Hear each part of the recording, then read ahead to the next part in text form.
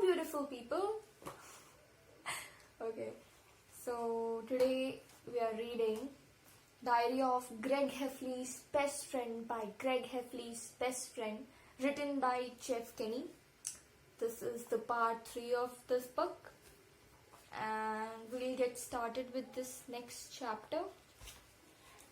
The title of the next chapter is The Time I Saved Greg from Tevin Larkin's Birthday Party. Here we go. Okay, I know that the last chapter didn't have a lot of Greg in it, but I wanted to mention that story real quick because the Bampty thing totally freaked me out. Greg is in this chapter, but just to let you know, I'm kind of the hero in this one. Well, probably we'll see about that. There is a kid named Tevin Larkin who lives over the Speen Street, and last summer his mom invited me and Greg to Tevin's birthday party. Me and Greg didn't want to go, but Tevin is hyper, but both our moms said we had to. It turned out that me and Greg were the only kids invited to Tevin's party, but we didn't know that until we got there. See, they are the only kids at the party. Have you ever been to that party where you're the only person invited? Let me know.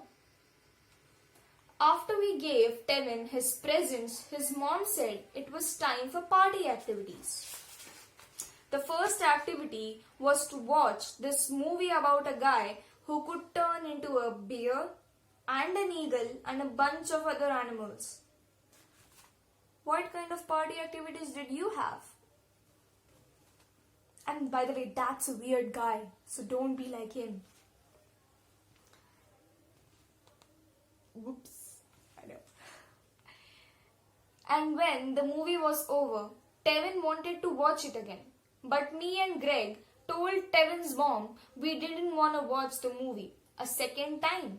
So she said we could move on to the other activities like pin the tail on the donkey. Well, that just made Tevin mad. He got all wound up and started acting like the guy in the movie who could turn into animals. That's a violent sort of a chap. I guess Tevin's mom was used to this sort of thing, but me and Greg didn't know what we were supposed to do. So we went out of the back door and waited in the backyard for Tevin to calm down. But it didn't take long for Kevin to find us out there. I guess Tevin had eaten all the cake, so now he was acting totally nuts. See? He's acting totally nuts.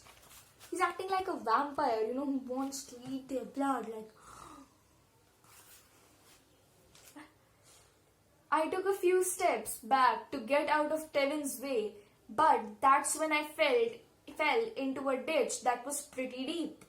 Luckily, the ditch wasn't too deep, or I probably would have broken some bones. But when I started to climb out of the ditch, I heard the buzzing noise all around me. It turned out there was a hornet's nest at the bottom of the ditch, and they were all stirred up. Oh my God, poor Rowley. See? I got stung 12 times. 12 times! And my mom had to come pick me up early, and Greg hitched a ride with us, so he got to go home early too. Anyways, Greg is always saying he owes me for getting him out of that party, so that's why I thought it was important to put it in this book. So what do you think? Who's the hero in this chapter? Let me know.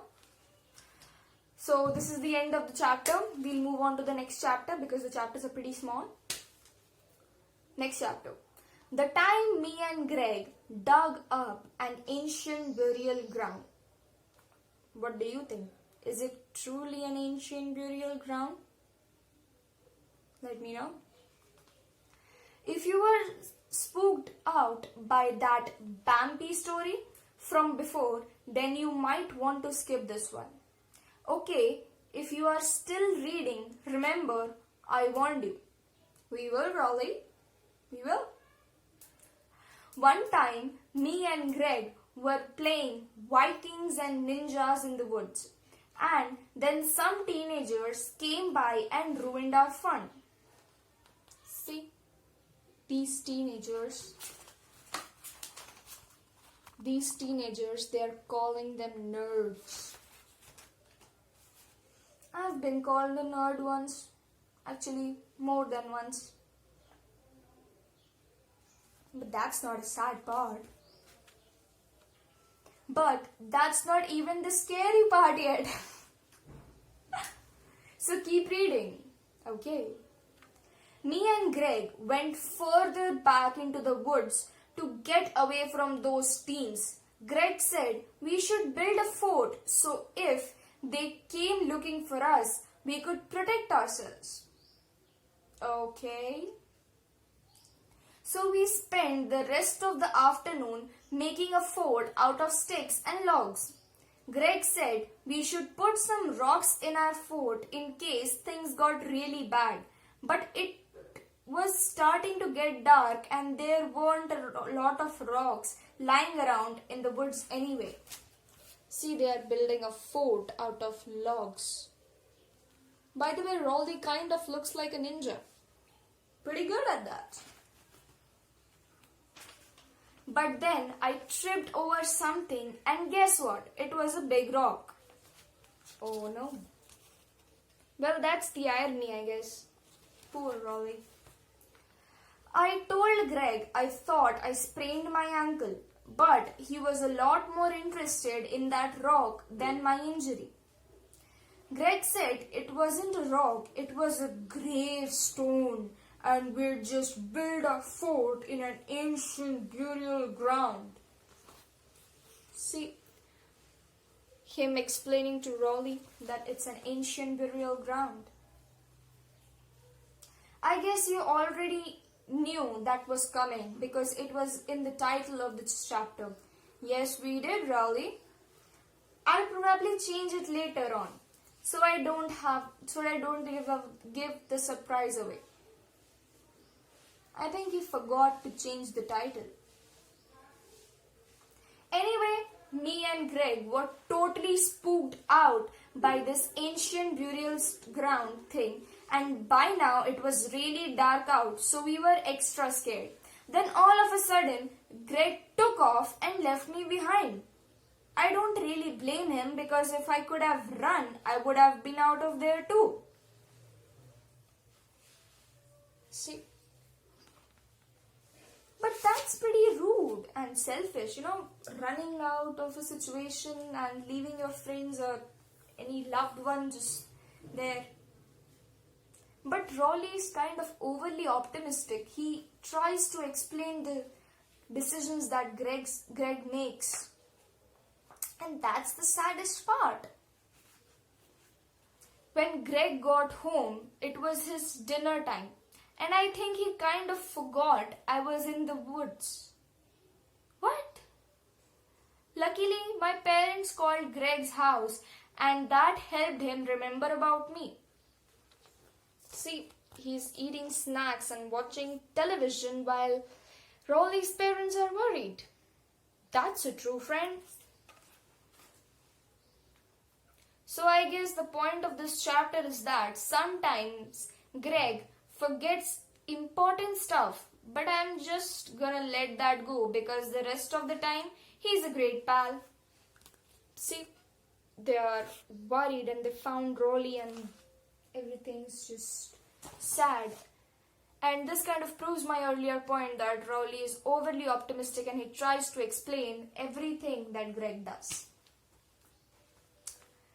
Okay, the next chapter is also pretty short, so we'll move on to that. And we'll finish this part with that chapter.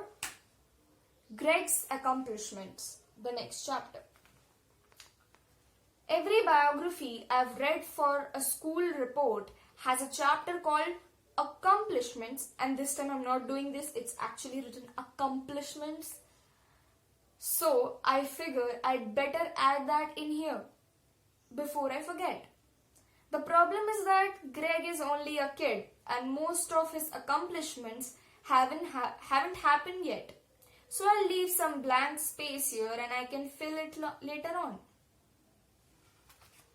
See, that's just one chapter and he's left all the space to fill out the achievements that Greg is supposed to achieve or will achieve in future.